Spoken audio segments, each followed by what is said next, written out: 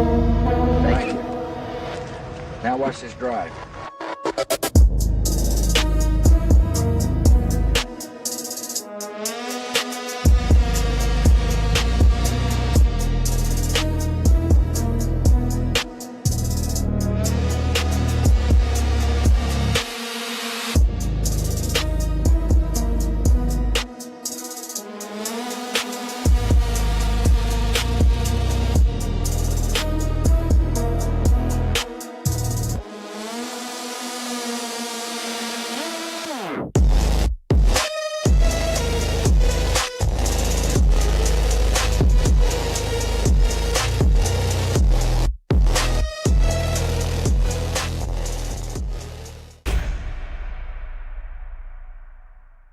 What's up, everybody? Welcome back to No Party Affiliation. It's been a while since all of us have been on here together. We're still not all on here together. You're getting a patchwork version of this podcast the past couple of weeks, but that's okay. We did have people on social media asking about us, so that's good to know. There are people that actually missed us and were wondering where we've been. I have a hunch they missed Tom the most. I know that I missed Tom the most in between recording weeks. But how are you guys doing today? Doing well, and I've been here for those recordings, so obviously they don't miss me, they miss you guys. You have been the most consistent, I will give you that. That's true. The schedule beast has taken over some of us at points, but Tom, you are ready every time with your glorious hair. By the way, I missed the part. I missed the part. Let's go back to the part. Right. I'm getting a cut tomorrow, so we'll see what happens. Okay. When you say cut, how drastic are we talking? I'm not going to go too drastic. I need to get some of the split ends out of there. I'm going to dial it back just a little bit. I've heard a nice shampoo is good for split ends, right, Drew? Yes, that's what I hear. I'm not big into that that world, as you might imagine. I do remember putting horse back in the day. Oh, dude. I remember being a kid. And I'd already shaved my head. Like I started shaving my head at 10, which that and no shit genetics, like probably is why I'm bald now. But then I wanted to grow it back out, and I did, and I did several times successfully. Now not as much, but I remember buying into some. I'm a kid. I'm still an idiot, and I'm in my mid 40s, but. There was a rumor that if you used horse and Maine horse shampoo, it'd help your hair grow back. So I did it. I went on the regiment, bro, and it grew back just like it probably would have without the horse and Maine. But it grew back, and you were convinced. To this day, I was convinced that was it. That was the ticket. Dude, I knew people who used that regularly anyway, horse and Maine. And the first time I'd seen it, it was surprising. I spent the night at somebody's house, and like you're a kid, you got to share a shower with somebody, or not like it together, but like you're using their family shower. I mean, sometimes, right, depending on who you're spending the night with. But no, and I went in there, and all it was horse and Maine, and we had Great Pyrenees growing up, which is a really big dog with a lot of fur, and that's what my parents used to clean the dogs. And I was like, this is the only thing in the fucking bathroom. Like, what is going on here, Yeah. And then I actually did say something about it, and they were like, oh, no, that's for people, too. And I was like, oh, okay. Think about it. Like, not realizing. We were told that we were crazy for using horse and Maine, a animal shampoo back then, but we were also told we were crazy for taking ivermectin, that it was horse paste. So, like, maybe horse products are the way. Also, did you guys see that horse fart on social media? Horse fart? I have not. I stumbled onto it. I've actually been taking kind of like a little bit of a break from social media personally, not work-wise. And this horse is exhausted from something, and the chick's like, if you've seen it in the audience, you know exactly what I'm talking about. And she's like not really giving it, like pushing down like compressions, like to, bring it back. And this thing sits up, not stands up, sits up, like he's like laying flat, sits up, and I've never heard anything like it. Like it sounded like maybe Jesus was coming back. Like it was, and I'm not mocking that because obviously I wish that would happen, but it was like, this might be the rapture. Like what is coming out of this animal is insane. And it lasted so long, and we've gone so far off the rails already in the first several minutes here, but horse products, maybe they're the way. I don't know. Something to consider. Maybe it helps with the hantavirus too. You know what? I've True. seen that video, and of course, I didn't read anything above it because I don't like reading. And I just saw this woman over a horse, and so immediately my brain registered, oh, she's mourning the death of her horse. So I kept scrolling. So now that I know that it's actually a horse fart, I'll go back and look at it. Go back. I did the same thing. I saw it multiple times. Like, no, I'm not. I don't know what this is. I'm skipping it. And then I think Outkick put out something that was like Hall of Fame level, fart of the year. And I was like, what? Like, all right, play. And it was. I mean, it's absolutely epic. It's astounding that animal or any creature can make that noise. Well, what are we talking about this video? today? I know. I've seen where they poke a hole in the side of a cow to let out gas because it has a problem getting gas out of it, but I've never seen like a horse fart like that. That sounds insane. Yeah. It's like a brass band is kind of what I'm envisioning. And just like, like when like Whitney Houston or Vanessa Williams or someone like that, not to put them in the same category, to hold a note, you're like, this has got to stop clearly soon, right? No, it doesn't stop. Just keeps going. Just keeps going. A lot of crab apples, Yes. Speaking of ivermectin, apple flavored apparently is the most common flavor for your horse that you can find. I didn't know that until a couple of years ago. I didn't either. Yeah. Yeah. Okay. Apple flavored. I still take it prophylactically, baby. That's good. I actually, it's funny that you say that because I got prescribed it when I was in the military, when I got deployed to Africa as like you just got home from Africa. So take this because it's going to clear your ass out. And I thought it was funny because I still had a bunch of it when that kicked off. So I didn't take all the ivermectin I was given. Yeah. I'll tell you what, man, like, again, we're going on so many tangents already off the get go, but it's a badass drug. Like, yeah. Anytime something's cheap, it's good and effective. And anytime someone tells you not to take it, usually it's good and effective. That doesn't go for actual drugs. Like, I'm not talking about like LSD and stuff like that. But like when it's a pharmaceutical grade thing, like the cheap stuff's good. Well, dude, all the meds I got handed to go to Africa, all the malaria stuff and yellow fever and all that. I started taking the malaria stuff and I started having to pee after a few days. I started having to pee like crazy every hour. And it was the feeling that you just had to pee or you were going to explode. And I would go to the bathroom and it was just like, there was nothing in there basically. And I was like, well, fuck this. I'm not taking all this crap and just feeling like this constantly because that sucks. And so I stopped taking the malaria pills and they didn't say anything to anybody, obviously, but that feeling stopped. So I was like, okay, well, so that's the malaria pills making me feel like this. Didn't get malaria, thankfully, but yeah, a lot of people had really crazy dreams. Everybody had that weird feeling about like they were going to pee. And then I come to find out, I don't remember which malaria pill I was on because there's two. It was right about the time that the primary pill that they gave you for malaria in the military was being transitioned out and they were giving you a new one. If Chris was here, I'm sure he'd know what pill that was, but it causes prostate issues. And I was like, well, fuck, that makes sense because if I have to pee every hour, and it felt like I'd been holding my piss for like an hour and it just was going to explode and I'd go to the bathroom and it would be like dripping out of me. I was just, and then the feeling would go away over nothing. I was like, this is so weird. Bro, I just pieced something together. I don't know if this is true or not. I maybe have told this story before, but it all came together because I'm on my very first deployment, detailed to JSOC.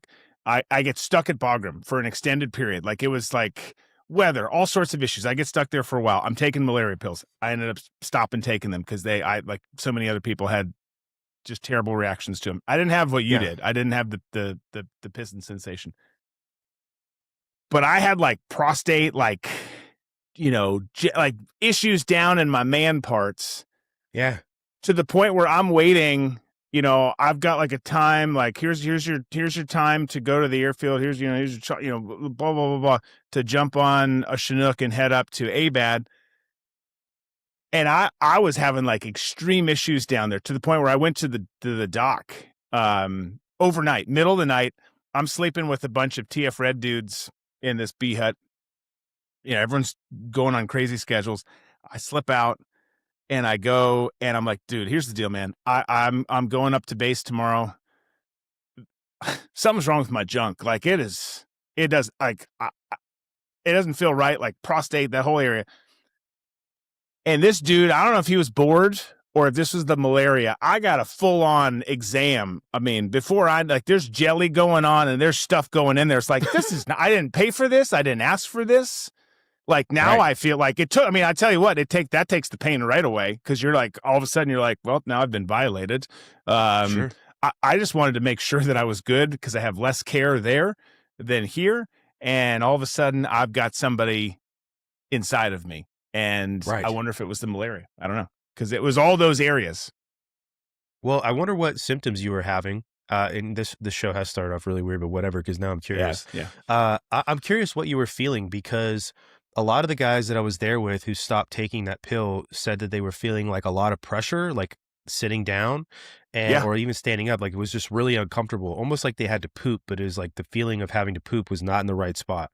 And then everybody, well, I shouldn't say everybody, a lot of people that I talked to had that crazy sensation where you were going to burst if you didn't go pee right then and there. And then you're talking like, you've done it before. Maybe you just peed not that long ago, you pee again and hardly anything comes out. Like that's what it was. But then that feeling of having to piss like crazy would go away. And then an hour later it would come back. And it was always accompanied by this like tightness and pressure, like up in your undercarriage. And I just stopped taking it. I was like, dude, that's not good. If that is like some weird effect, it's almost immediate. It was like, cause I even had a couple guys that were like, oh, I'm going to stop taking it. And then like somebody got in their fucking head about getting malaria. So they started doing it again. And then after a couple of days, they're like, no, I can't. Cause like, it's still doing this to me. It's these pills. And then they stop.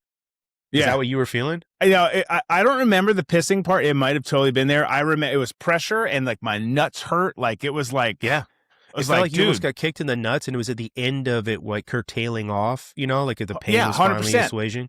Like to the point where you're like, you're trying to fall asleep and you're like, I can't do this because I'm very hyper focused on my nuts right now. And that's everything exactly that's how going I on felt. down.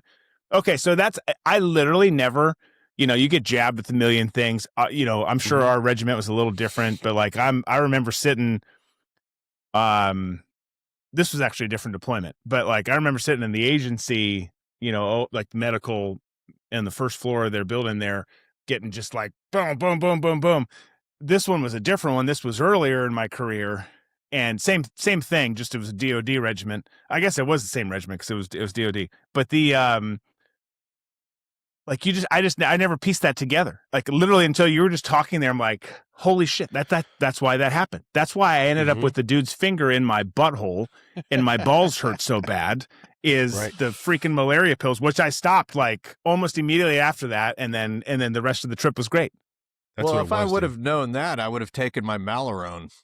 That actually, I think is the pill that I'm talking about. Right. Malaria. When I first went to Afghanistan, they gave us Larium, and I took it. I was kind of confused by it because we were going to a desert area, and I was thinking to myself, why do I need Larium for, you know, you take something to prevent malaria in a desert? And I took one dose of it and had like really like vivid dreams and just kind of like, whatever, and then stopped taking it. And then other times that I've gone to different countries in Africa, the doctor always prescribed Malarone. And I was talking to a doctor in Africa who kind of told me, you know, don't take it because if you do end up getting malaria, we're going to treat you with Malarone. So, you know, if you do end up getting cerebral malaria, which will kill you, you're probably going to die anyways. So, and the Malarone's not going to help you not getting cerebral malaria. So. I never had the pleasure of somebody drilling their fingers into my pee hole like Drew did. That's good. Good for you. It was the first time for everything. No, that's exactly what it was Malarone. I didn't take it at all. There were two pills. There was one that I was supposed to take like right when I first got there for like a week. I don't remember what the fuck that was. And then there was the Malarone and then the ivermectin, which was like, you just got home from Africa, so we're going to purge your system of everything, basically. Right. And they told us that. And they, you know, when you get home, you're going to take this every day for a week. And I had a bunch of the ivermectin, but that's weird. That's what it was, dude. I read something a couple years back about Malarone and how it's related to certain prostate issues. And I was like, man, I'm so glad I listened to my body, honestly, and stopped taking it, because Yeah. I did. I debated back and forth. I'm like, maybe I'll just keep taking it and see if this goes away. Like, this is my body getting accustomed to taking this, and maybe it'll go away, and then, I'll be safe from malaria. Then I was like, no, this is like genuinely affecting me day to day. It's one of those things that I was unable to just push it out of my brain because of the feeling. It's like I have to walk everywhere. I'm in full kit and it's hot as shit and humid. I don't want to feel like my junk is like 10 pounds heavier than it already is. And this is exactly the way it felt. I was like, this sucks. And I stopped and it went away. So yeah. It looks like I avoided something. I'll just put it that way. I hope. I think so too. Yeah. Well, I mean, but you get it because you're young, impressionable. You're so pumped about going in and doing the mission. And they're like, take these shots, take all these pills. You're just like, Roger that. Like, I'll do it. Like, whatever I got to do. And then you're like, oh, like everyone keeps and that was the biggest one. Like everyone talked about the malaria stuff. And almost, I mean, I don't know many people who had a good experience with it. No. Never. Literally everybody either had that or they had crazy nightmares, and like very, very vivid, lucid nightmares. And there was a lot of people already taking melatonin and stuff like that for sleep, and that'll give you some funky shit. And pairing those up apparently didn't make it any better. So no, I didn't have to take melatonin, but yeah, I'm glad I stopped taking that shit. But anyway. Yeah. Anyway, well, deployment stories, always good for a conversation. Tom, you're like the unofficial dude who puts something in the group chat and it's like, this is what we're going to talk about this week. And I appreciate it because there's always something going on, some sort of shenanigans that we could talk about.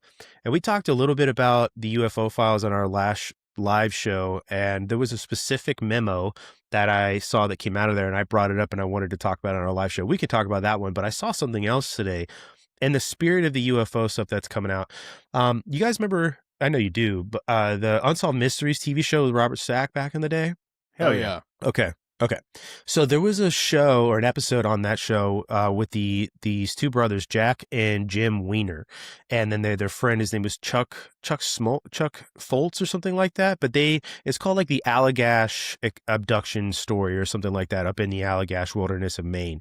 And it was one of their like episodes they did that was like way longer than a lot of the other episodes. And there's another podcast out there who had Chuck Foltz and I think Jim Weiner on recently. Is the American Alchemy podcast, and I've seen several different versions of that abduction story. It's pretty wild because it involves missing time. It involves several people all experiencing the same thing, which is obviously great when it comes to credibility. And it happened over the course of a few days, and it all happened up in the Allagash wilderness in Maine. And I actually learned, at least when I learned this, that Maine was the #1 state in the U.S. for reporting UFO activity. And I know it goes back and forth between Alaska and Maine, and that makes sense. And that also makes sense. That's where Stephen King is from. But so these guys, they get abducted and they get brought on like this spaceship or whatever it is. They get brought on a spacecraft and they have tests done to them similar to what like Drew just experienced in Afghanistan.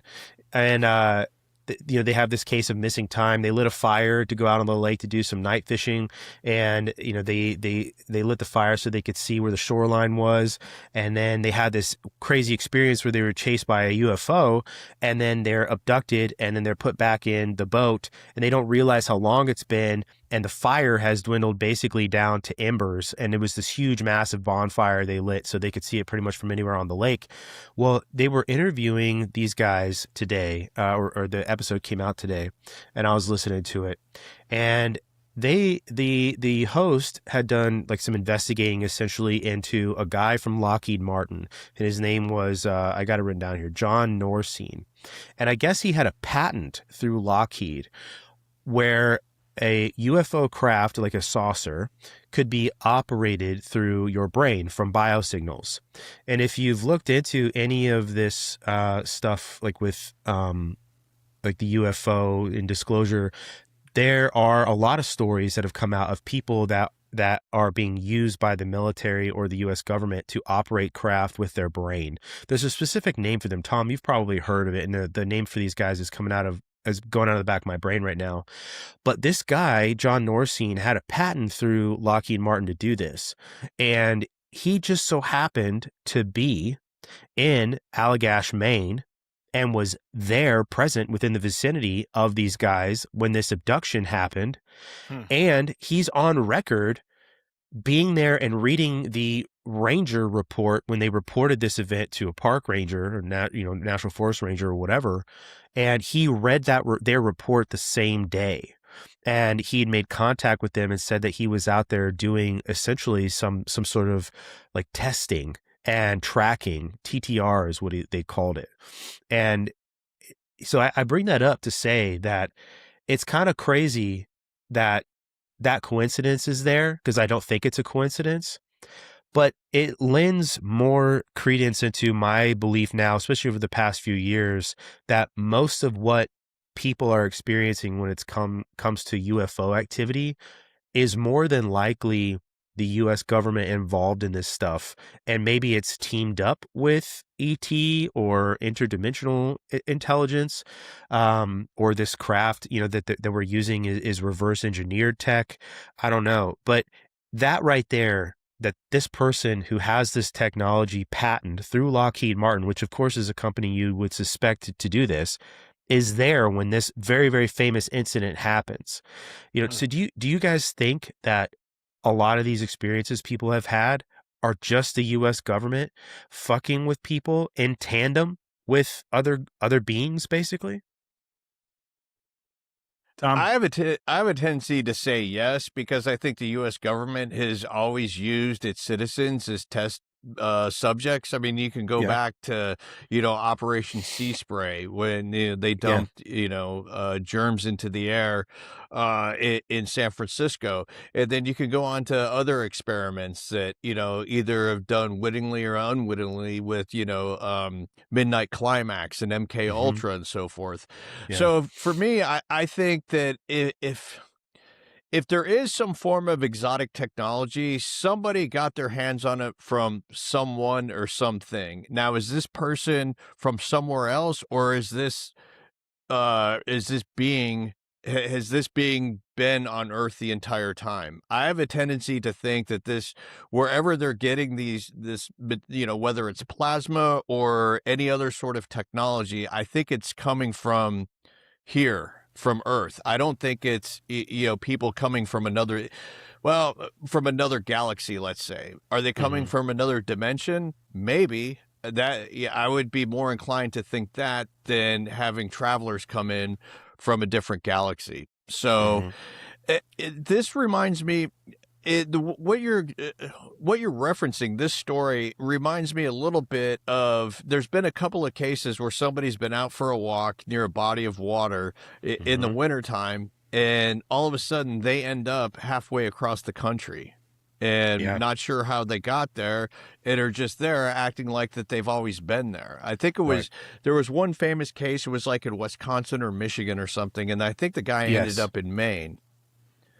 And so I don't know if it's some sort of teleportation. It's got to be some sort of teleportation that's happening, but is it controlled by somebody's mind? And, I think about, remote viewing and being able, the remote viewer being able to put themselves in an office or in some kind of building where they can see what's going on inside. So could you take, is there another offshoot of that was actually using the same kind of principles as a remote viewing, but able to control something else? I think that's totally possible. Yeah, I think the government's involved too. Like, that's just the most common sense thing, knowing, like you said, Tom, how the government's always treated people like subjects. And I never dealt with any of this stuff. I'm not saying that there's not that stuff in existence. I just that was my wheelhouse. I was a GWatt dirt circuit dude, but like, you see how the government and the intel agencies and some of these, to a lesser extent, the politicians, treat people that way. I just think giving them a pass is a colossal mistake. Like, assume that they're guilty and complicit until they're proven not to be. To me, it's that. The only other compelling thing, I don't know if it was this show or the other show, the only thing that like makes a little bit of sense, that's an interesting tale to kind of tug on, that was not my idea, that someone else presented, was that, it's obviously there's the concept that it's someone from another galaxy, another dimension. It's an alien, it's foreign, whatever. I think government is absolutely, somehow, one way or the other, government's connected anyways. Even if they're just covering something up, they're connected.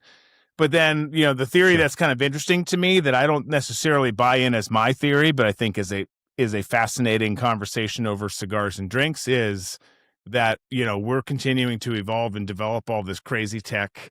How we got there, that could be, this person's encounter with this person or this being, this whatever, however we get there, but it's continuing to evolve, and that it's us in the future coming back to send us signals or warn us or whatever the messaging is. It could be positive, negative, or somewhere in between. It's like, well, that's kind of interesting. Like, again, I'm not saying that's what I think it is. I don't know what I think it is, because it's all just like, this is some big brain shit. But I think that's an interesting concept that's worth discussing too. That's definitely something that a lot of people that have come out into this space, who have, a lot of these guys that have gained a lot of prominence over the past few years, have been doing this for decades. This has just now gotten to the point where it's a nationally recognized conversation, that it doesn't have to exist in obscure books and TV shows like Unsolved Mysteries. That's a prevailing theory about time travelers. And that would be interesting to me. I don't buy that one as much as I do the interdimensionality thing, or even the notion that we are some sort of species on this planet that is lesser than another in another location. And we are, because of the danger we present to our galaxy with nuclear weapons and things like that, that we're sort of having our hand held in some ways, right? And then there's a bunch where, there's species of aliens and galaxies that think we're too dangerous and want to kill us. And then there's ones that are like protecting us from those. And there's ones that are like always there to provide like this message of take care of the earth, don't blow yourselves up kind of thing. There's always, these really, really weird theories. But to stick with this one, you guys, I think will find interesting, because I didn't tell you guys all the pieces of it, because it's kind of crazy. We've talked about nuclear bases before. We've talked about like my experiences at Malmstrom, some of the other things that have happened at Malmstrom and some of these other nuke bases. And a lot of the UFO activity always seems to center around nuclear bases. And this one in particular, there was Loring Air Force Base in Maine at the time. This happened in the 1970s. Loring has since closed, but Loring was a nuclear base. They had TAC nukes, not ICBMs, the way Malmstrom Minette or F.E. Warren did. TAC nukes, for you guys who aren't familiar, are nukes that you can attach to a plane and then fly over someplace and drop them on people. But this guy, John Norcine, was out in the Allagash, and he was doing something they said called TTR. I've got it right here. It's called Tag, Trace, and Retrieve.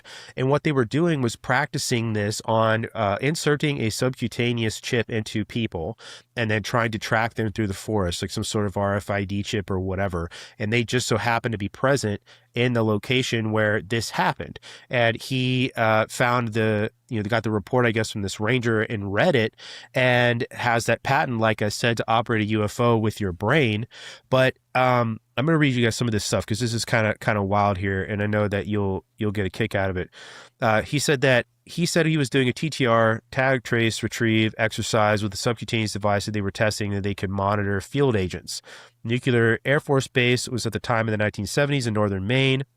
And then he's the engineer and Lockheed with the patent for how to fly a UFO with your brain. But this part is interesting here. He says that each individual person has their own brain print, or that essentially the same way you could think of a fingerprint, but you might also have a unique kind of electromagnetic signature in your brain, individual to the person. And that Norcine felt like his activity, what he was doing at Loring Air Force Base, is what attracted these craft to him. That was how he felt about it. Not necessarily, and that kind of makes sense because of how compartmentalized everything is. that he may not know everything going on, of course, right? Even people running tests don't know what they're doing, 100% that they're a part of. But that Norsine was found dead in a hotel room not that long after this whole thing happened, I guess. So, which is the MO for all of this. Right. It just seems to me really, really strange. I don't understand the connection outside of, well, we want to make sure you guys don't blow yourselves up with these nukes, but why all these contact scenarios, why all these abductions and things like that around places where nuclear weapons are being tested or stored or whatever? It just seems really strange to me.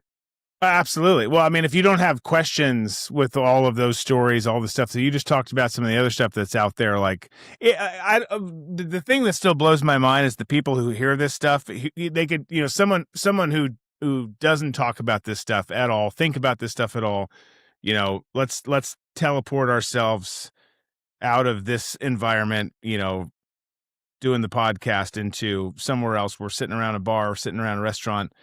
Someone else someone who hears that and it's not like, like, I think I do have some questions, because there's people who just dismiss it all entirely. It's like, yeah, but like, I don't have all the answers. No one does, or this wouldn't be the kind of conversation it is.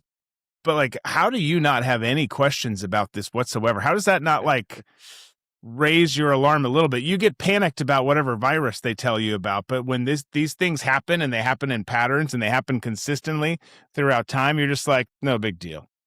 That part always blows my mind. When you're Brandon, when you're talking about being able to control something telepathically, I got a call last year when I was working in Las Vegas from a friend of mine who said that another friend had reached out to him and needed somebody to produce maybe a documentary about this group down in Texas. And I can't remember the name of their YouTube channel, but they do have a YouTube channel. And what he explained to me is this group meets up every month, and for like 2 weeks or so, they try and communicate or manipulate through their minds orbs to arrive. And evidently through this, third person was telling me that they have a deal with the Air Force that if they can get one of these orbs to land and sit still, that the first one that they get, they'll be able, the Air Force has said they will take it, but the subsequent orbs that they can get to land, that the technology will all be theirs. I don't know how much of that is true. I do know that they have a YouTube page. I wish I could remember the name of it, but after we're done, maybe I can look for it and you could drop it in the comments. But that seems to fall in line with what you had brought up about being able to harness this and telepathically try and, I guess, meld yourself to a piece of technology that is foreign to just about all of us. And I'm disappointed that it didn't go anywhere from there, because I would like to see the intricacies of how that process works. But also too, getting back to, to me, everything kind of weirdly ties in. You bringing up this story, the disclosure that we had on Saturday or on Friday, and all of a sudden a random person showing up on a runway at the Denver airport of all places and getting plowed into by a Frontier airline. Because the first thing I thought about the person who, was in Wisconsin and then ended up in Maine. And then when I see the video of this person just sort of nonchalantly walking across the runway and getting smoked by the airliner, that's the first thing that had popped into my head. So they're probably not related, but it's just, back to what we were talking about, the government doing experiments on people. Was this person part of that sort of experimentation?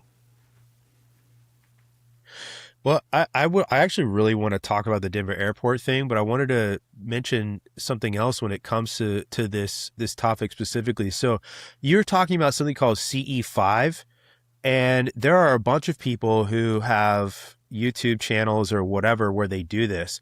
And we've had a guy on, his name is John Majorowski. He has his own podcast. He just wrote another book. Really, really cool dude. Super nice guy. he does this. He does CE5, and he knows several groups who do. And there are a lot of groups who do post their videos on YouTube, and it's repeatable. And I say that because it's scientific in that you can repeat the actions and then you have a result. And he often does the CE5 protocol is what it's called, and gets results with orbs, and they will show up, and they do often. Right. And so it's interesting that you said that there's a guy who I guess the Air Force said that they can come out there and do this. You know, there's this weird element of telepathy, I guess. I don't know. And so many different things, you know, when it comes to this, when it comes to, even I read today that there was a study that's been done on kids with autism, and they found out that kids with autism, when they're around one another, that their brain waves will sync with one another, and that they can basically feel what one another is feeling. It's kind of crazy. And there was that podcast that came out not that long ago, the something tapes. Dang it, I wish I could remember what it was called. People listening, I'm sure you guys will know what I'm talking about. But I've had this, Chris and I have had this conversation before on the show when it comes to kids who are autistic, and this sort of like this evidence that they're able to communicate with one another, but they have such a hard time communicating with everybody else, is that it's almost like this is some sort of evolution and not some sort of like mental issue that they have, insofar as like it's a defect, right? Like it's seen as a defect because they are not the norm, but maybe it isn't. You know, if you are to believe that we are constantly evolving and adapting to our environment, that maybe that's what that is going on. And then you have these theories like you were talking about, Drew, where they're saying that these beings are coming from the future to warn us, and that typically these beings that people talk about encountering, they don't actually speak. They communicate to you through telepathy. They're talking, you can hear them in your mind, but you don't actually see them speaking. And then even with like Bigfoot, there's an element of telepathy as well in some of these crazy stories, where like there's one that's a pretty popular one out there where this man who spends his time looking for Bigfoot got contacted by a psychic medium who said that a Bigfoot was communicating to her. This sounds totally woo. I understand it does, but it was communicating to her. And it led them out to a spot in the woods, and that they were going to meet one and be able to take video and all of this. And they were out there forever. Like they I don't know what time they went out there, sometime in the afternoon, and they waited until it was like super early in the morning before the guy got like pissed off. It was like, okay, you led me out here under false pretenses, got mad. She kept reassuring him that, they keep telling her, we're going to show up, we're going to show up, we're going to show up. And then eventually something shows up and chases them out of the woods. And they have this experience. The car was damaged and all of this. And so I say that to say, like, the whole telepathy thing is sort of wild, because it's sort of prominent in many different arenas of the woo, right? I don't know what that is about. And maybe if you are to believe that these guys are from the future, then maybe you're seeing the beginning of the evolutionary process of people being able to speak telepathically. There's a bunch of things to run down that, but I don't want to start getting boring. No, I think that's it's all fascinating. And I think too, I mean, I not to go down that path right now, but like whether you're talking about autistic people, whether you're talking about, you could put any group that you want in there. There's lots of groups that we as society are like, they're not normal. And yet they have so many tools and so many values that they obviously bring. And, that's a sidebar conversation.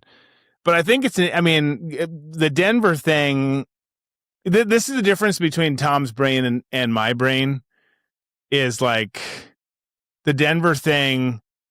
I didn't think about that whatsoever, like literally until Tom said that tonight. And we actually texted about it. But like until Tom said that tonight, like I hadn't thought about that. Like that's a fascinating take. And like and that's where the theory, which again, I'm not putting my weight behind. I just don't know. Like I don't know. Like I'm willing to say I don't know. But when it comes to the, folks, future, advanced technology, minds, brains, interdimensions, yada, yada, coming back and saying stuff it does have something to do with, but it's also totally break separate from the telepathy. And like, I think totally different than a dude being in Michigan one second and Maine the next, or in one location and then getting run over by a freaking jet line, airline, in Denver the next. Not to say that's exactly what happened, but I didn't even just being candid and vulnerable. Like, I didn't even think about that. I was like, that didn't cross my mind. Yeah. No, I've had a natural curiosity for this stuff my whole life. Like, when we go to the library when I was a kid, would actively seek out ghosts on books and UFOs. It's just been a proclivity of mine for a long time. And so I'm aware of a bunch of stories of like that, what Tom was talking about. That one he's talking about is pretty famous. I want to say the guy was skiing and then disappeared. And then he was found, and he ended up getting reconnected with his family after several years. But he had all these different memories. There were people who had memories of him, and he gave them a name that wasn't his. They did things together, all of this stuff. And when you read it and you start piecing some more information together, it almost sounds like he has some sort of weird, like, split personality thing that took over. And that's why when people interacted with him, they got a totally different story. There's even been people who have split personalities where one person in that personality has an autoimmune disease. And when they're not that personality, the effects from that autoimmune disease go away. And which is insane to think about, because it's the same body. So you would think all these physiological effects you're having, where maybe one personality can eat bread and the other one can't and has to be gluten-free, but it'll have an effect on the body. It says a lot about your brain and the capabilities that it has, and just sort of what we're trapped inside of, I suppose, with your brain.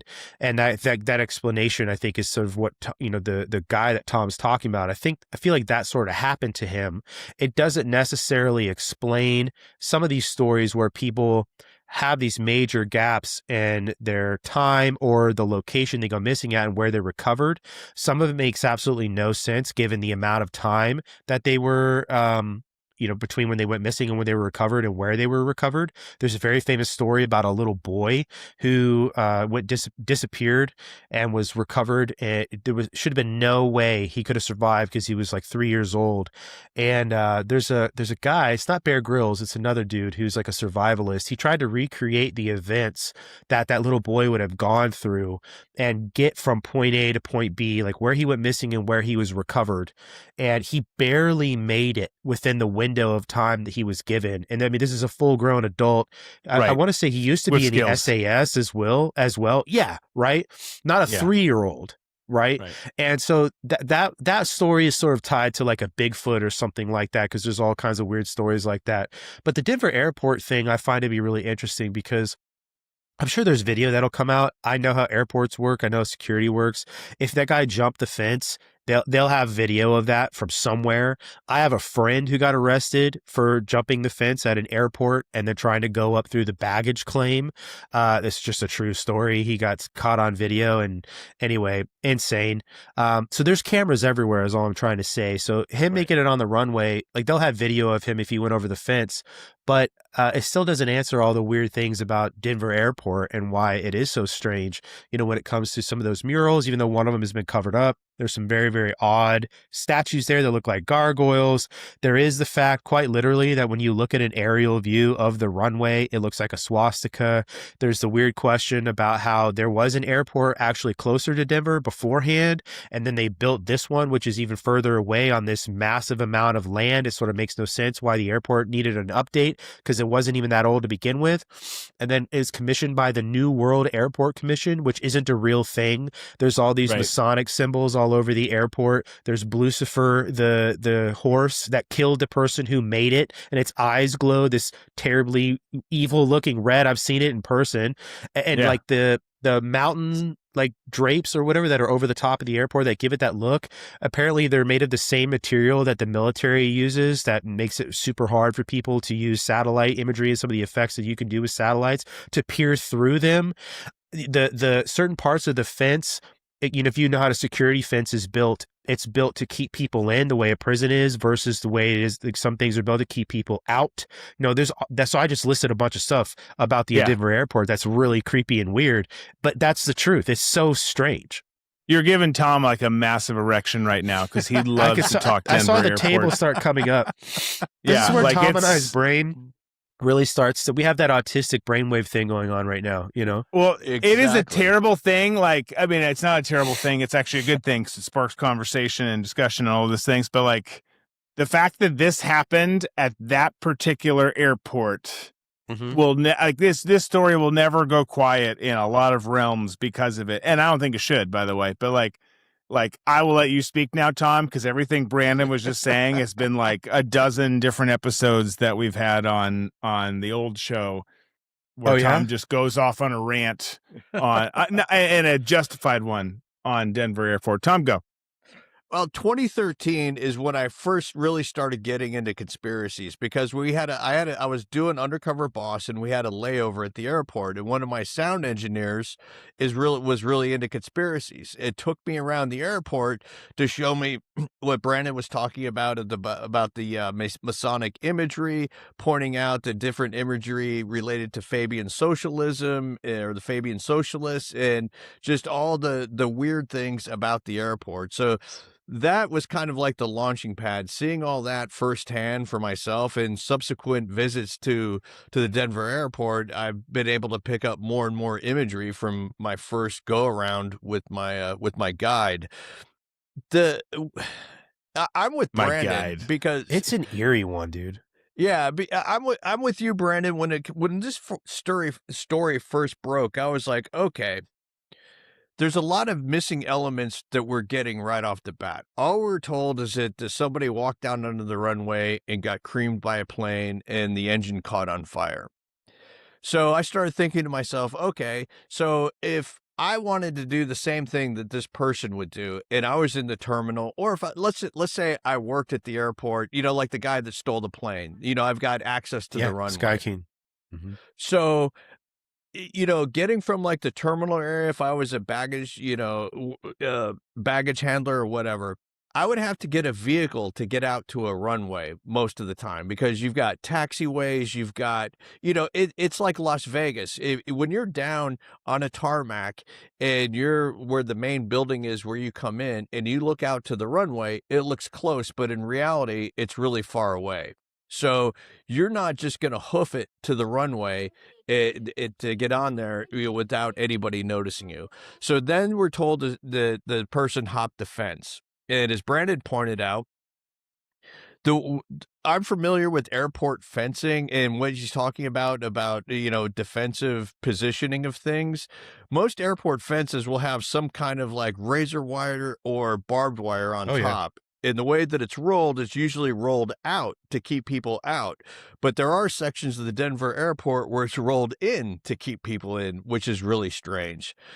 So the fact that they haven't named the victim yet or the reason why they did it, because I was really waiting for, it was a dismayed employee from Spirit that had lost their job and decided to kill themselves. It's just something like that.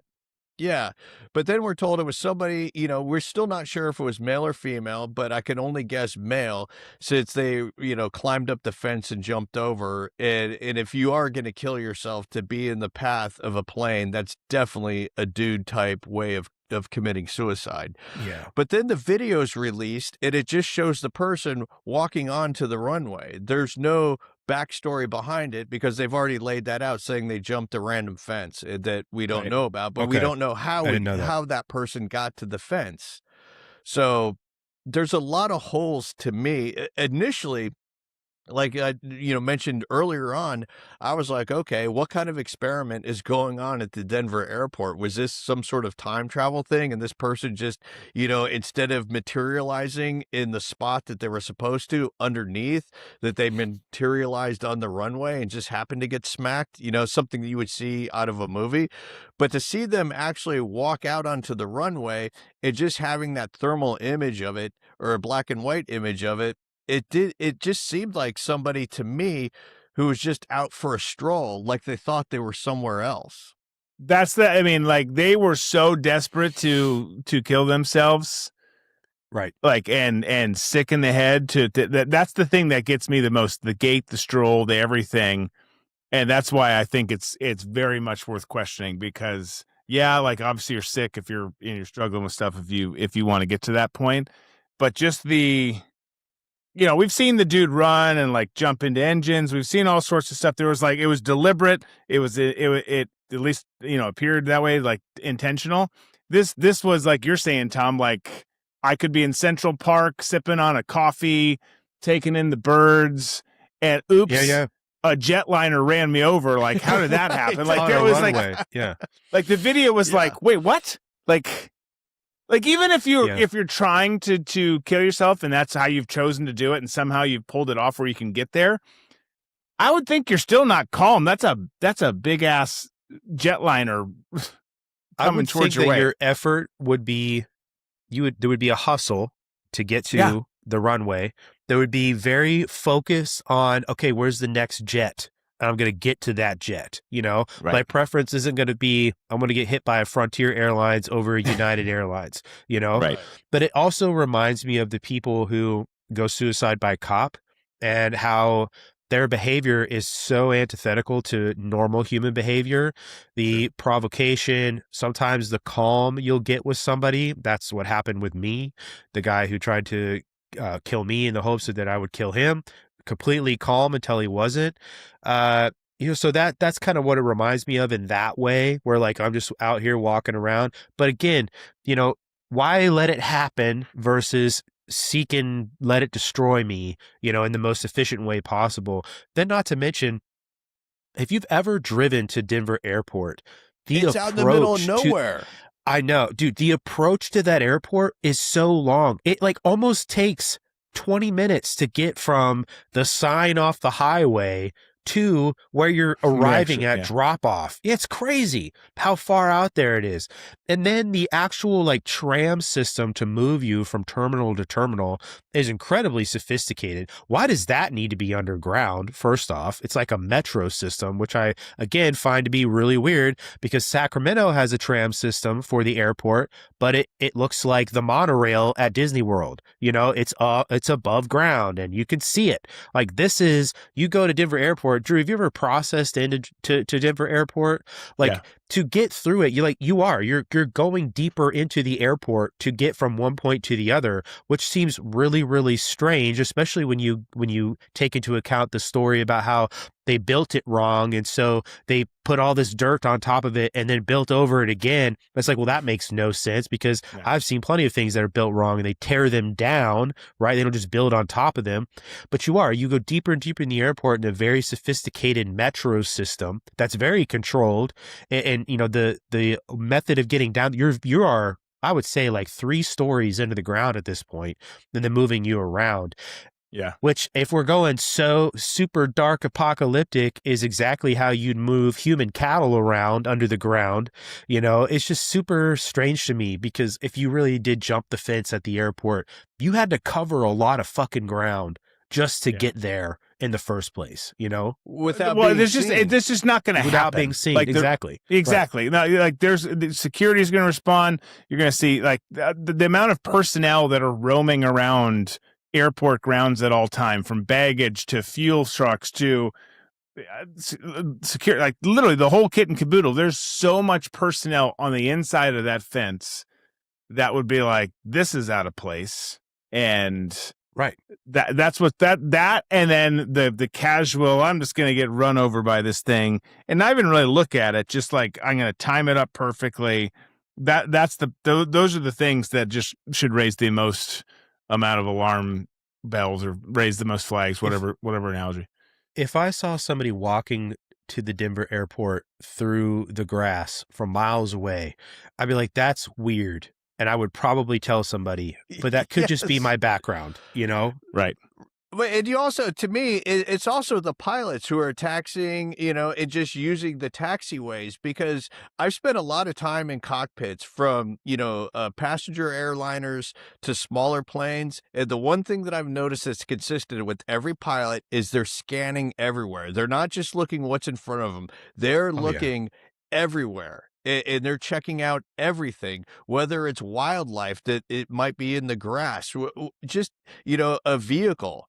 And so for them, to have those sets of eyes, and then also too, you've got 200 people on a plane. There's always people looking out the window. You know, it may be their first Right. time flying, so they want to take everything in. Or you got a kid sitting next to the window. Yeah. You would think that somebody would say, "Hey, Mom, there's a guy out there," you know? Right. Even though it's at night, but it's still, airports are pretty well lit. So it's a very weird story to me. And plus, when there are other stories like this, it's almost immediate when we find out who the person was, because they Yeah. found a vehicle, they found something connected to that person, saying, "Oh, this is how it happened. They drove out here, or they were camping, and they left a note, and then they decided that they were just gonna try and get run over by a plane." Yeah. Yeah. No, I don't know, man. You had the theory about somebody escaping the prisons underneath there, as it were. That'd be a pretty wild story. I don't know how they'd get out of there. But no, Denver Airport's a weird one, and it's always given me a creepy vibe, which is probably painted over by the fact that I've seen 100 different Denver Airport conspiracy videos on YouTube back in the day. But it's a very strange thing. Because, well, if this happens at the Jacksonville airport, which obviously is not as big as Denver or not a major hub, but a decent sized airport, it's looked at under a totally different light. Like the microscope on it's totally different. The conversations on social, they're still going to happen. Like it's still going to happen, but like it's just totally different than being at, like, literally you couldn't have picked a worse spot for this to happen at than the Denver airport, where everyone is like, it is a satanic kingdom, and there's all this stuff going on. Like there's just so much more to the story. You mentioned Sacramento, or like, shit, whatever happened in Sacramento. Like, oh, a dude got ran over by a plane. Everyone moves on. Exactly. Probably high. It's out here in Sacramento, probably on drugs or something like that. No, most airports, when you visit them, they have this sort of almost futuristic feel to them. Like they want you to feel at ease, or like it's cool. They want you to relax. They make a lot of effort to bring hospitality into the airport. But you go to Denver Airport and you get creepy murals. You get gargoyles coming out of suitcases. You get a satanic ass horse on your approach to the airport. All this shit that it puts you on edge. It's just really strange. It's like the exact opposite business model. Like if I want you to come eat pizza at my pizza restaurant, like I'm not going to advertise hamburgers. It just makes no sense. Like it's just kind of weird to me. It is. And it's never going to get settled. Well, I hope that's not true. It doesn't seem like it's going to get settled. This is going to be the conversation that goes on forever. Some people are like, I fly through there all the time. It's totally normal. And others are like, nope, it's not. Yeah. Well, yeah, and that goes back to, we've talked about this before. There's certain people that, they have a bubble that they live in, and they're comfortable with that bubble, and they have bought into their system. And anything that deviates from their system, they don't have any sort of, capacity of wanting to let that into their mind, to think that anything other than their system is correct. And there are other people, that, Brandon was mentioning, like myself and like you guys. And you're right, Brandon, when you go to that airport, you feel like you're walking into a haunted house. There is nothing that, is soothing about being there, because you have, the regular vibrations of an airport, where the energy is, just a constant flow of people. You find yourself walking faster. You feel like that you're in a constant heightened state of alertness when you're in an airport. And most airports try and dull that a little bit, because they know how frenetic the energy can be. Whereas Denver, it just seems to lean into that energy and create more of that energy. Let's put some characters in, like horns and tails, just walking through the crowds, just in the masses, just to like really lean into it. They put out a series of videos and then stuff on their website as well, where they leaned into it, and it almost it makes light of the stuff that's there, and then they make fun of the people who are like believe it to be real. This almost like poking fun at the conspiracy theorists. And then there's the whole Australian antigen thing with it, the AUAG thing that's all over the airport, which is like a bioweapon, I guess. So there's all these really, really weird, strange things about it that they don't make an effort to make you feel better about. And it sort of makes no sense. It's like somebody who was the biggest troll ever and happened to be a billionaire was like, I'm going to build an airport and I'm going to put all these creepy tropes inside of it just to see what would happen and make people's imaginations run wild with it, is kind of what it seems like. That, or they're dead fucking serious and the entire Bilderberg group has a timeshare underneath the airport and that's where they go to hang out with one another. But anyway, I just saw on the news that the mayor of Acadia, California, she's being charged as being an agent for the Chinese Communist Party, has agreed to plead guilty of those charges to the Department of Justice. And I would love to get your take on that, because there's a lot of involvement with Chinese groups in city leadership. Boston is another one. You see Bernie Sanders' efforts to get people to think AI and data centers is bad. I think that there's an argument one way or the other, but when you look at the information and who he's paired with, it's all Chinese people, which just screams foreign propaganda to me. But yeah, no, her name is, Eileen Wang, mayor of Arcadia, California, charged with acting as an illegal foreign agent for the Chinese Communist Party, agreed to plead guilty to the Justice Department. That's crazy. The mayor of a town in the United States, a foreign agent for the Chinese, and there's all these other places around the U.S. with Chinese involvement. Like, how the infiltration seems worse than everybody thought. Wouldn't you agree? It's so much worse than everyone thought. Like that, like you say that, like I know why you're saying it that way. But it's crazy that a mayor's infiltrated or that a system's operate. Mm-hmm. Like it's guys, it's freaking everywhere. It's federal politicians, it's state politicians, it's local politicians in this case. Obviously, here's the thing about that. This is where the other side plays so much better. The other side can be the Democrats. The other side can be state actors. They know one, that we've got to be divided and they've got to sow division and hate within us, and they're really good at that, and so are we. But they like this is where I actually give them like a golf clap here a little bit, because like go after the small shit that no one cares about or talks about. No one cares about local mayoral election. No one cares about, AGs and district attorney, not AGs, but district attorneys, all these different things. And that's where they just sucker punch the shit out of us all the time, whether it's the Dems, China, whoever, both of them, fill in the blank. Like this story doesn't surprise. It surprises me that she pled guilty. But it doesn't surprise me that's happening.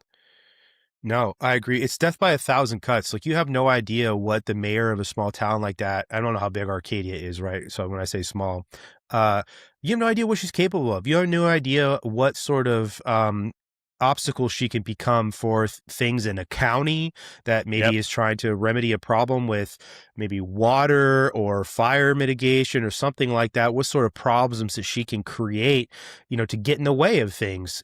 She, as a mayor, wields a significant amount of power, and that definitely, I don't care, dude. I wouldn't want a CCP agent running a fucking Chuck E. Cheese here in the United States. Like, it doesn't matter to me that she. The fact that she pled guilty, like you said, I mean, I'll say this flat out. If she pled guilty, in my opinion, cool, you're guilty, execute her. That's literally how I feel. Take her right out in the middle of the street and just end it, because that's the only thing that's going to make people, that's going to make anybody doing this afraid of getting caught doing it. It's wild to me.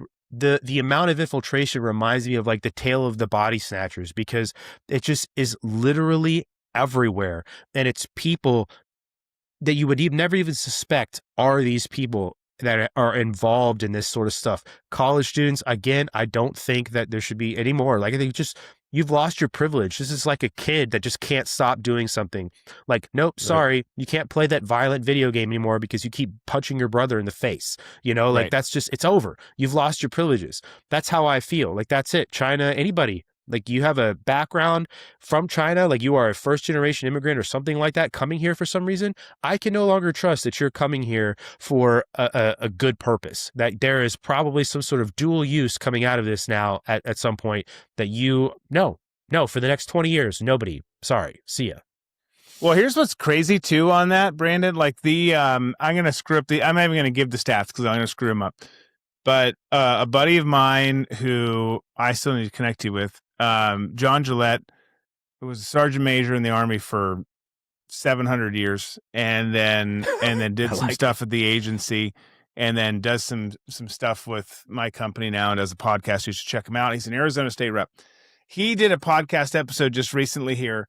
And he's talking about, like, you've got these officials, right? Like, you've got people who are plants in society, and they could be your dry cleaner or your Chinese restaurant or your massage person, Deshaun Watson. Like they could be any of those things, or they could be the mayor, and they could be more integrated, or they could be sleeping with Eric Swalwell, whatever. Like, there's all those things; those make more sense, and those are all happening.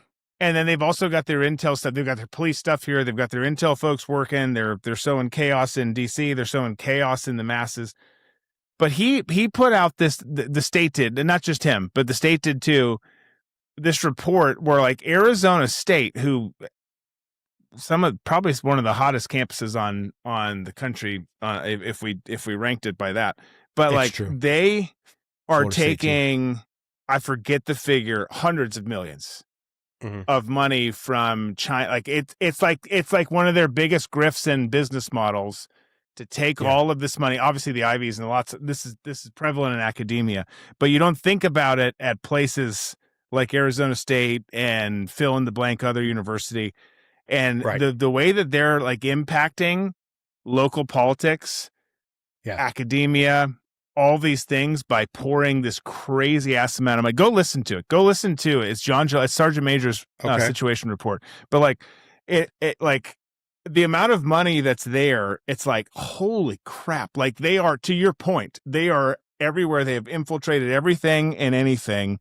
And their reach is like, it's out of control. People are like, well, they shouldn't be buying farmland by military bases. Amen, brother. Of course they shouldn't be. Well, they shouldn't be doing this. Here's the problem. They're doing all of it. So the only way you stop it. Such an open society. Yeah. Like you've just got to like hard no, like we're done. Like we're not doing this shit anymore. Your students aren't coming here. They could be freaking medical students for all I care. Like that, whatever they are, they're not coming. Like you have to stop this at a certain point because they have so much more power than even the people you voted for have. And that's a big problem. Certainly shouldn't be joining the military, which I saw a massive influx of when I was leaving the Air Force. Like kids like that barely speak fucking English in the Air Force from China. It's like, dude, at this point, I don't trust you at all. I know, like in my heart of hearts, would bet the next 5 paychecks that you are a double agent. 100% that you are passing whatever information that you can glean from your stupid office over here at Travis Air Force Base and passing it back to some handler. I don't trust you in any way, shape, or form. Wouldn't trust you to tie my shoes. Yeah. No, and also, I mean, just take into consideration, birth tourism that's happening. You know, it's all over California where people coming in from China, you know, have kids and then those kids become U.S. citizens and then go back to China and then can come back here at any moment because they're a U.S. citizen. So the infiltration network is already set up. This woman in California, this mayor, you know, everybody throws around different, you know, hot button phrases like Nazi, racist, and even traitor. To me, this is a traitor. And I know that the death penalty is part of being a traitor. And as opposed as I am to the death penalty, this fits that category, in my opinion, that this person has violated their oath to the Constitution, being an agent for a foreign country. Isn't that the definition of being a traitor? 100%. There's a treason, being an Ohio State fan, like death. There's a very narrow definition of treason in the United States, and that's on purpose. And it has to meet very specific criteria, and it involves providing aid and comfort to the enemy. That threshold is like the highest threshold possible. I don't like technically on paper think she meets it, but in Brandon's opinion, yeah, draw and quarter this lady out in the middle of, the public square. I do not care at all. Like, if that's what you want to do, and you want to live here in the United States and be the mayor of a city, then that's what you deserve, in my opinion. Then I went back to my X account because I wanted to pull this up, because last year I did a whole thread on a Chinese private equity group just to show people, again, like how much they're embedded here in the United States. But this private equity firm in China called Primavera Capital Group, they own over 200 private schools in the U.S. They are from, Montessori all the way up to college prep academies that you'd send your high school student to prep for school. But the guy's name is Fred Hugh. He is tied to a Chinese group called United Front Work Department and the Chinese People's Political Consultative Conference, which is a CCP covert influence engine, right? He's also lectures a lot at Marxist institutions. Anyway, in 2017, Primavera acquired Spring Education Group, which is a massive umbrella corporation now running Stratford Schools, Basis Independent, Noble Learning, and several others. And they sit on 215 campuses in 19 different states in the United States. This is a person who is literally a foreign agent, right? Look at his background, who owns this private equity firm. And they have a hand in what sort of curriculum is taught at these schools. They have a hand in test scores. They have a hand in what your student is tested on, all of this stuff. Like, the brain of your child essentially is being molded by somebody whose intent is to warp it into something that is antithetical to the United States, not to mention all of the data that goes into what you give this school. So you're using an internet connection at home to access the school portal, your IP address, that device is now a listening device, all of this stuff. It's insane. That's just another example that I put on X last year about it. But they are everywhere. That's why I say it's like you are infiltrated. We are overrun, essentially.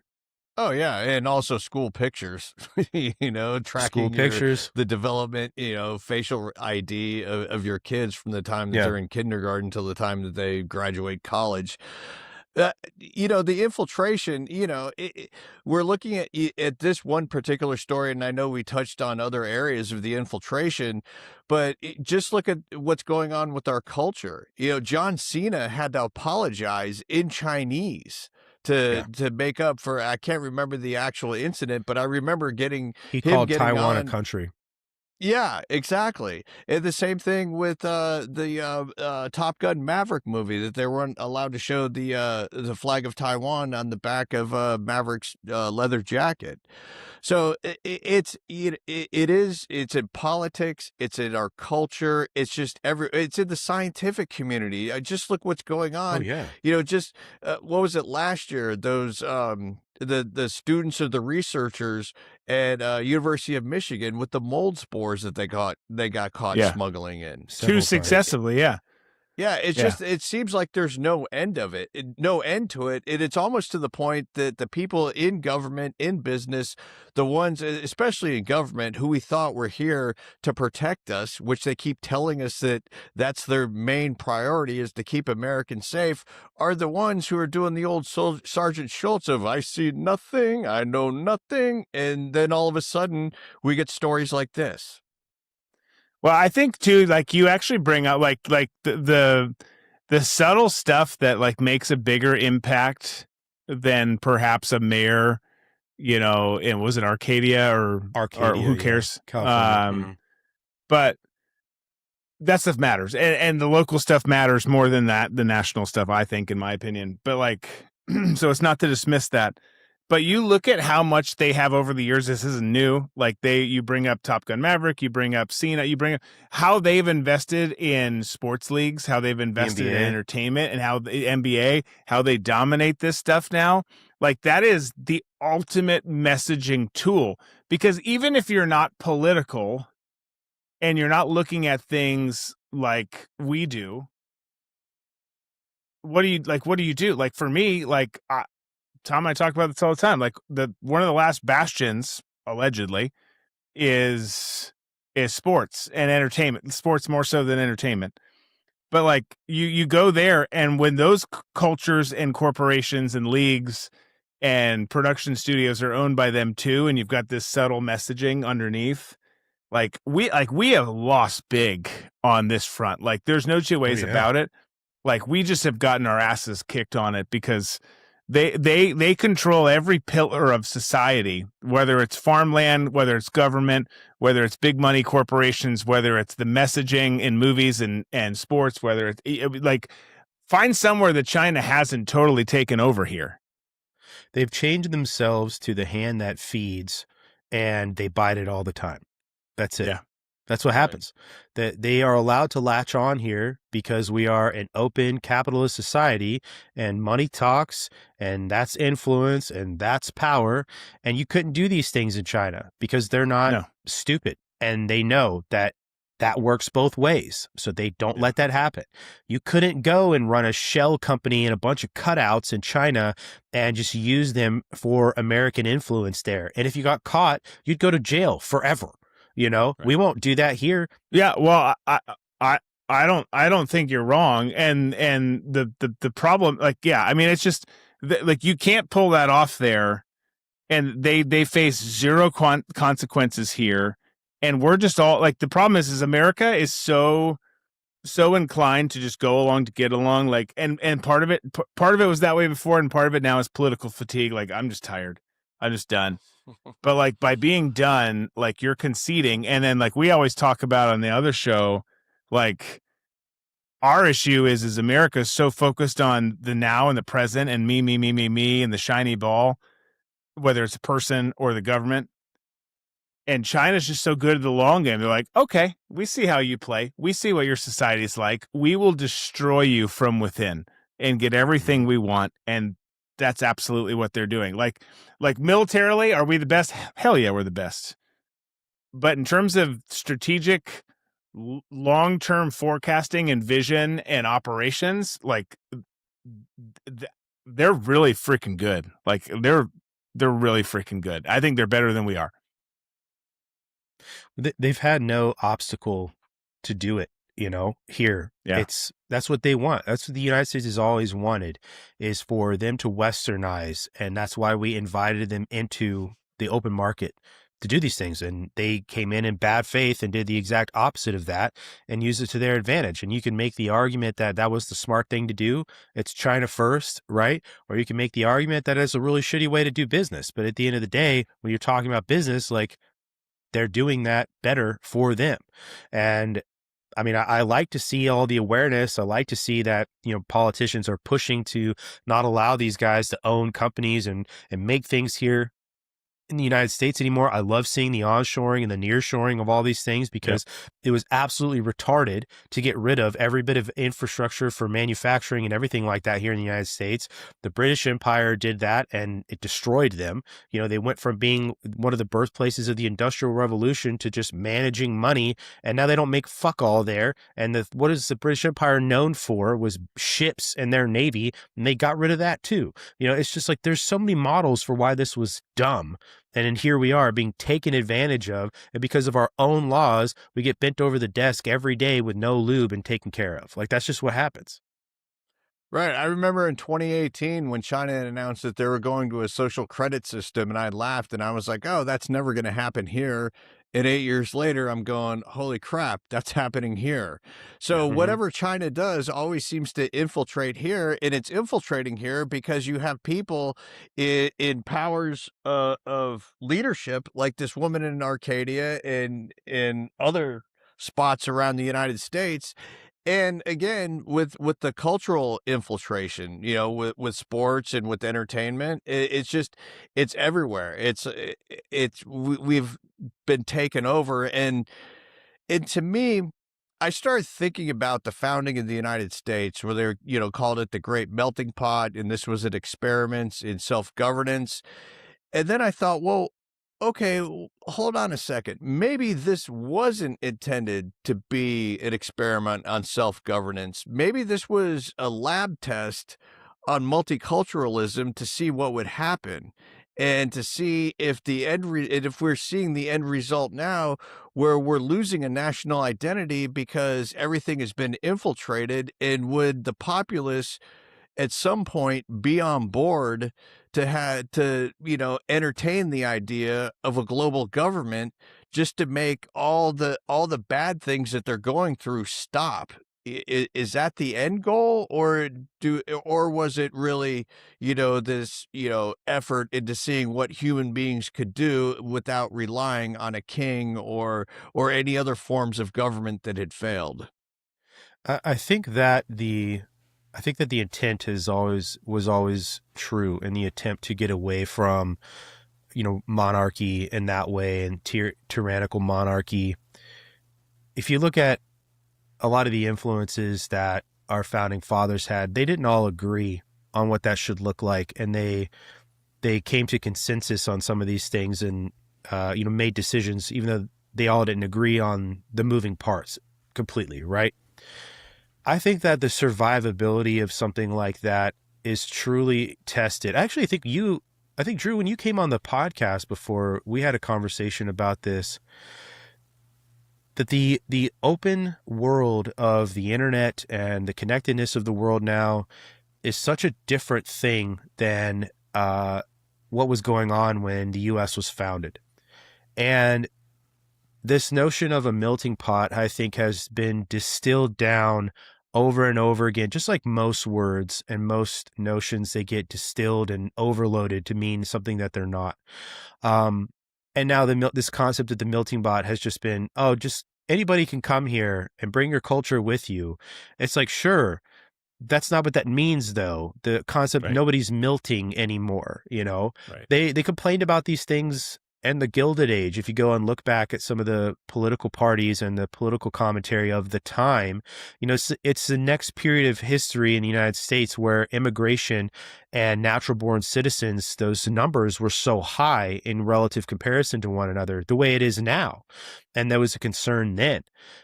But I think that then there was more social pressure to conform. There also wasn't this thing called the internet that gave you license every day to be selfish and to be an individual and to not give a fuck what anybody else thinks, and fuck it, and I'm going to do this what I want and get everything that I want right now. Like, that's not what any of this has ever meant. But there's this massive thing that has control over your brain, because it gives you feel goods, and those hormones that make you feel good, that think that you're doing the right thing. It's a test that the U.S. is going through of whether or not that experiment can survive when the world is let in. It's like having, I'm trying to think of a way to put this.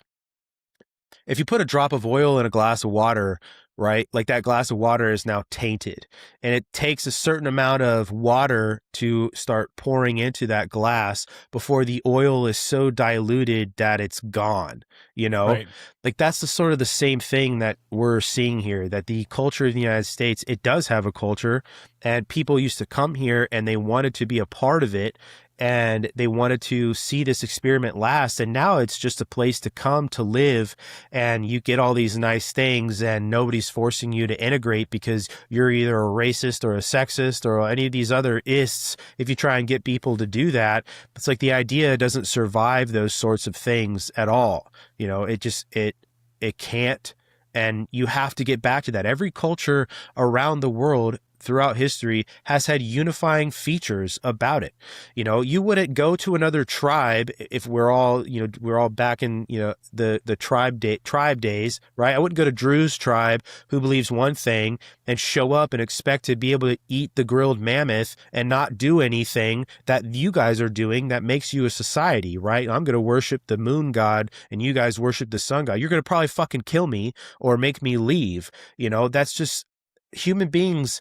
It's a grander experiment than tribes, right? Obviously, but the same concepts apply. Like, if you show up and don't integrate, that thing isn't what it was before unless the people do something about it, and nobody does anything about it. No one has the balls to anymore. Yeah. Yeah, No. it's go ahead, Tom. No, and unfortunately for a lot of people, especially my age and younger, Jen, well, it'd be your age and younger, that I hear, on different social media platforms talking about foreign travel. And they talk about, oh, I'm just an American. It kind of sucks because we don't really have any kind of a culture here. And so when I go to, London, there's all these old buildings and everything else. And they have such a history with their culture. In the United States, we really don't have anything here. But the fact of the matter is we do, but, through different forces within the country and without of the country, people are told not to care about the history of the United States or to belittle it in some way, and calling it colonizers or taking, land away from the Native Americans or what have you. We've had generation after generation that is being taught not to celebrate what it is to be an American, but to be ashamed of it. And so once you start going down that road, then anything in your past becomes something that should be looked at and not cared about and treated with neglect. Oh, that building has been here, this church has been here, since, 1687. You know what? It reminds us of colonization. So that's got to go. Let's put it in a mini mall there. So by getting rid of some of the architecture, some of the buildings, to make way for new and improved, you're never really going to have that visual representation of what a history is or was. And I feel like that's part of what's happening in the U.S. and then also dividing people up into categories. I remember thinking when 23andMe first came out and it was talking about, find out where you come from. And my entire life was, oh, you're an American. You're proud to be an American. Even though I'm from Irish descent, my family had never talked about, the stories passed down from, my great grandparents who moved here, from Ireland, because we were Americans at that point. And so our family history began there. And so with the advent of, where did I come from? To me, it may not have started off the way that it's become, where to me, it's become a way to identify myself as somebody other than American. So if I get my 23andMe DNA test and it says that I, am originally from Cambodia, it's like, oh, that's my culture. That's what I identify with. And to me, that has added to the schism that had already started in the 70s. It has worked its way to where we are now, where being an American is nothing. It's like we all live in an amusement park. It's some of us, have jobs where we're working the rides, but then other people are coming in who can, work the ride that we're on, but we're getting paid too much. So we're going to be replaced by them or by AI or robots to run the rides. It feels like that we're at the point now where nothing seems like it's real because we have nothing to fall back on. I still think like 100% to what both of you said, like, and this is where I wish that the America First and Make America Great slogans weren't a part of a political campaign or political movement, because that's what we need. But I still think so much of that, because then it gets lost in the sauce. Like the intent behind those phrases is 100% right. And that's not me bashing Trump. I like Trump. I vote for Trump every time. But he didn't get everything right either. And now it's a political term. It's like, no, we should just care about this and care about our community. I think that we talked about this some too, Brandon, on your show. Like, I think spiritually speaking, we were made for small communities, and that taking all this in adds all sorts of chaos and nonsense and stress to us, stress that we're not supposed to bear. Like, we don't need to know about everything happening all over the world. I know you think that you need to and you want to know everything, but like your heart doesn't need to. Like, you're not made for that. None of us are. But then this all comes back to too, like, we come here and now we want to be this, and we don't have to comply with American values and principles, which no one even knows what those are anymore. We do, but like most people don't. I don't want to do this. I don't want to do this. Like everything changed with the internet and with this damn thing right here, where you've just got all of the messaging so out of sorts. You've got access to more information than you need. You've got misinformation coming in, and everyone's lost total track and focus of what actually matters. And like, we're just like, now we're just so far askew that there is a way back on track, but I don't know that we're capable of it because we're all broke ass humans, and we've got a lot of foreign influencers. We got a lot of domestic, and there's a lot of people playing into this. But it's like, man, this stuff didn't happen before. It's not to say that we were perfect before. It's not to say that it wasn't evil before. But now we're being fed this bill. It goes, I don't have to be this. We're not this. This isn't what America means. That's not what America means. Like, bitch, shut up. Like, that's not. Stop it. Like, it's all changed because of access to all of this information. Well, which can be manipulated. Right.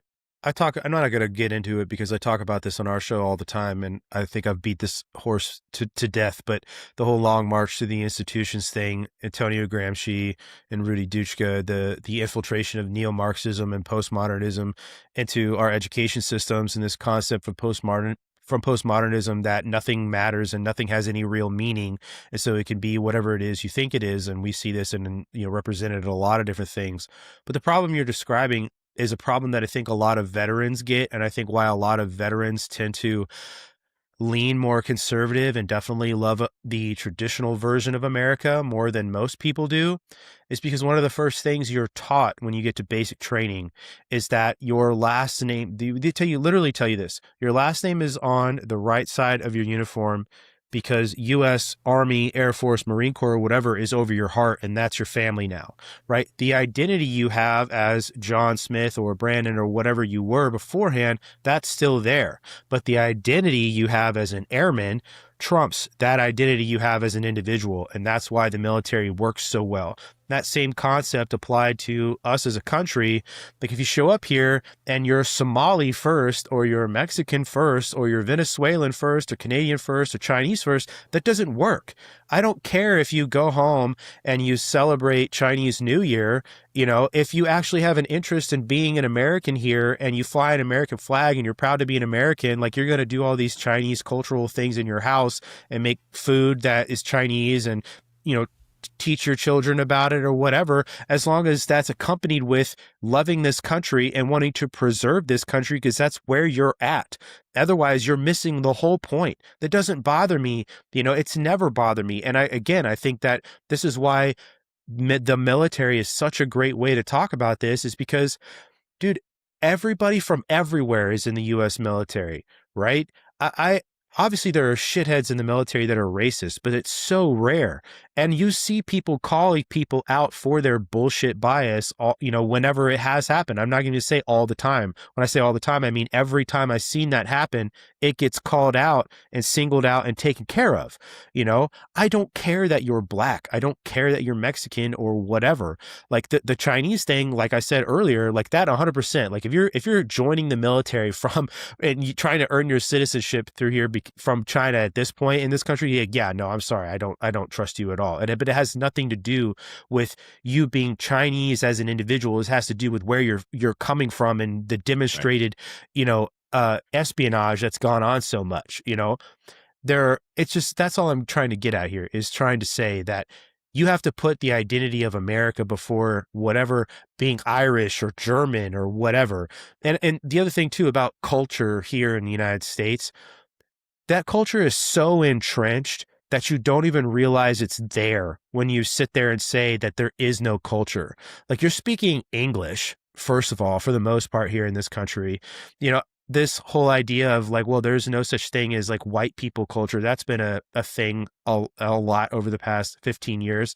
Like, what do you call castles and knights and, empire? Like, what do you call any of that? Is that, where else does that happen? You know what I mean? Not to the degree, obviously, there's other places that have navies and things like that, but like, yeah, like that's white people culture. Like all of these things you're talking about, it's crazy. That's how that you're living in it, because you're so blithely unaware of its existence, because it's become second nature. It's the billboard you've driven by 50 times and can't tell me what it says because it's become a part of the background. That's how present it is in your life. Amen. Yeah. Anyway, from prostate exams to American culture. Yeah. Yes, Tom. Hey, I just got to read this real quick. It's a text from a friend of mine. As we were doing the show, The Denver airport just evacuated its underground levels, not the terminal, the levels below. Wednesday, 1:17 a.m. No flight scheduled, no passengers present, yet 340 military vehicles entered Denver airport through the cargo gate. Doesn't appear that appear on any public airport map. And then it goes on and on and on. Bro, there's a riot in the salt mines underneath the airport, bro. Yeah, so my point to reading that text is, this comes from a friend of mine who's deep into the conspiracy world. I was actually texting him earlier today about the aliens that were in the Miami Bayside shopping area that was just Still no answers. turns out to be kids fighting with sticks. So he sent me that. So the whole idea of the Denver airport and this person on the runway, it's going into overdrive now with the conspiracy junkies. Absolutely. Yeah, the alien thing is too. Obviously, most people were pretty disappointed with this current dump. I posted a memo from those files on our Instagram page because I actually thought it was fairly interesting because it involves a lot of the things that are talked about the most when it comes to like saucer-like craft. It sort of basically proves, I shouldn't say use the word proves. It shows that the Germans had saucer technology. And that in this memo, it mentions a certain person who was instructed to go out to a part of the Austrian wilderness to take photos of this craft. And so that describes, obviously somebody gave him that information, which means that person had foreknowledge, and there is those degrees of separation between where the craft originated from and the person taking the photos of this. And then that person, and the scientists that it talks about in that memo, after quote unquote hostilities ceased, meaning after the end of World War II, they were brought back to the United States. Well, we now know that Operation Paperclip was a reality. And it just so happens that this person who took these photos ended up working at White Sands in New Mexico. So it's like, well, there you go. There's an entire trail of, the Germans had crazy advanced technology. And then we talked about whether or not the Mussolini UFO that supposedly they recovered and then gifted to the Nazi party at some point in the 30s. Did the Nazis natively develop this technology, or did they reverse engineer it? And also this memo and others mention how the Germans failed to attach conventional arms to it to use it as like a fighter aircraft, and they weren't able to, which makes me think that it wasn't natively developed and that maybe they were using something that they didn't understand, which is kind of crazy to think. Thank goodness they didn't figure out how to do it. But all of that is in there, which is pretty interesting. Well, I mean, just look at the photo from the Battle of L.A. during World War II. And you see it. You see what you're describing in the sky. Yeah. So Alexander the Great described these things, actually, as well. Yes. I mean, we're talking World War II. So we're talking before the CIA coins the term conspiracy theory. And we're actually seeing a saucer-type object in the air above Los Angeles that's being shot at with, artillery guns. Yeah.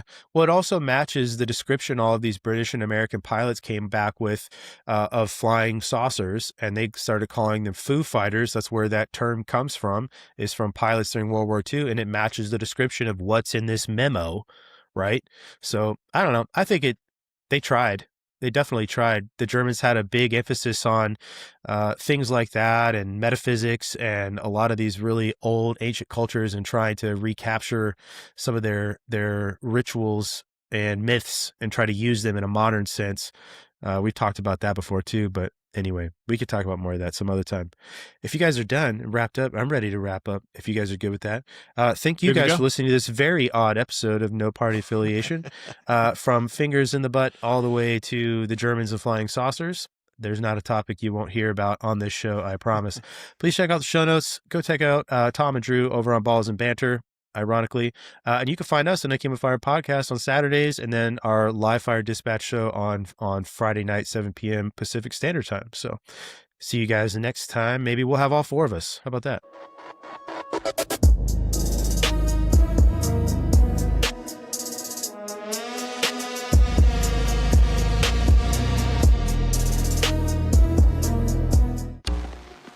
This concludes our scheduled programming.